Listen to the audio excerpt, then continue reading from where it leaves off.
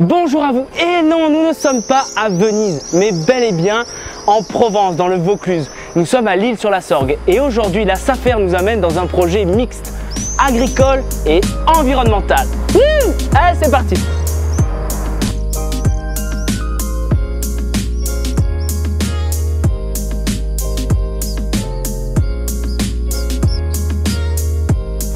Audrey, Jean-Louis. Salut. Bienvenue. Qu'est-ce que vous faites là dans la campagne là? On est où? Qu'est-ce qui se passe? Alors ici on est au domaine de la Foulquette à l'Isle-sur-la-Sorgue, propriété de 24 hectares de terres agricoles, bordée par les sorgues, donc des cours d'eau qui passent un peu partout, ça fait vraiment une presqu'île. Sympa le lieu. Sympa, avec un beau château du 17e en plein milieu, donc cadre très sympathique pour se promener, mais pas que.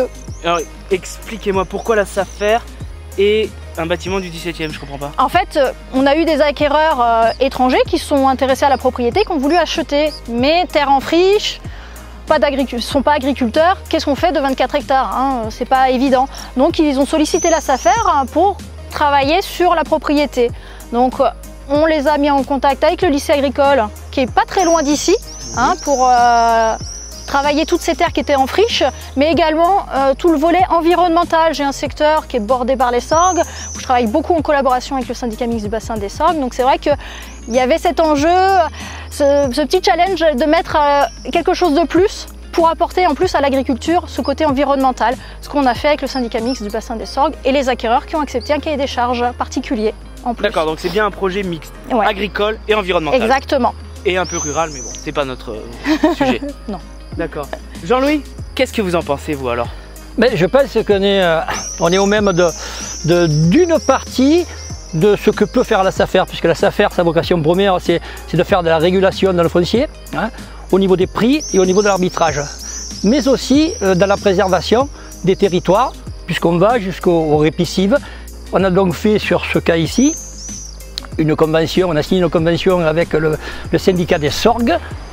C'est hyper important aujourd'hui, les rivières doivent rester des écrins. On fait au mieux. On va faire un tour? Allez. Bon, donc vous alors, quel est votre travail avec la SAFER en fait? Alors avec la SAFER, ça fait déjà depuis 2013 que nous avons un partenariat dans le cadre d'une convention cadre avec l'Agence de l'eau Rhône-Méditerranée-Corse, où la SAFER en fait surveille toutes les mutations foncières qui se passent sur le territoire des sorgues et nous informe dès qu'il y a une vente qui se fait en terrain agricole ou en zone naturelle.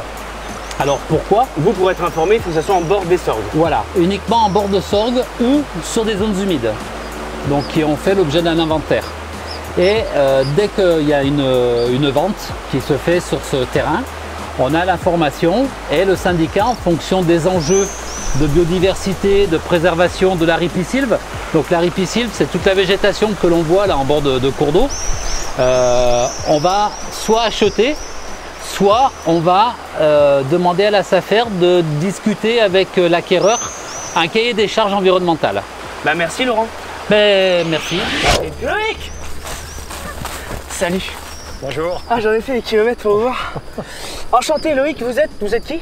Directeur d'exploitation du lycée agricole La Ricarde à l'Isle-sur-la-Sorgue. D'accord, qui est juste à côté. Juste à côté, c'est ça. Et qu'est-ce qu'on fait dans ce champ là? On va faire de la bière? Donc on va faire de la bière parce qu'on se trouve dans une parcelle d'orge de brasserie. D'accord. Voilà, semée au mois de janvier. Et donc l'école, vous avez 10 hectares de... Donc on a 10 hectares répartis sur 3 parcelles, ici, et d'autre côté sur votre droite là-bas. Et comment ça se fait que vous avez 10 hectares ici, là, au bord de la Sorgue? Donc on a récupéré ces terres il y a un an grâce à un organisme qui s'appelle la SAFER, qui s'est mis en contact avec les nouveaux propriétaires du domaine. Donc la SAFER nous a contactés et nous a mis en relation avec ces Suédois pour louer ces terres. Enfin, c'est une mise à disposition un peu particulière. Surtout pour une école, j'imagine. Tout à fait, oui. C'est des terres qui étaient en friche, c'était complètement en friche, avec les résidences syndiques qu'on connaît, surtout dans la région. Et c'est dommage d'avoir des terrains en friche ici, avec la Sorgue juste à côté, parce que c'est quoi les avantages? Alors l'avantage d'avoir récupéré ce foncier, ils sont au nombre de 3. Le premier, la distance. On est à 1,2 km de l'établissement. La deuxième, c'est des parcelles de grande taille. Pour la région, ce qui est assez rare. Et la troisième, c'est la qualité agronomique des sols. On a l'eau juste à côté. Donc on a la nappe phréatique qui est peu profonde, donc qui alimente en permanence les plantes au niveau hydrique. Donc ce qui fait que on n'a pas besoin d'irriguer sur ces parcelles.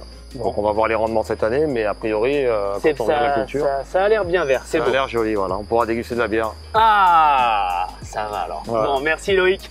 De rien. À bientôt. Et À là, il y a bientôt. un trou, hein. Faudra faire un truc. Hein. Ouais.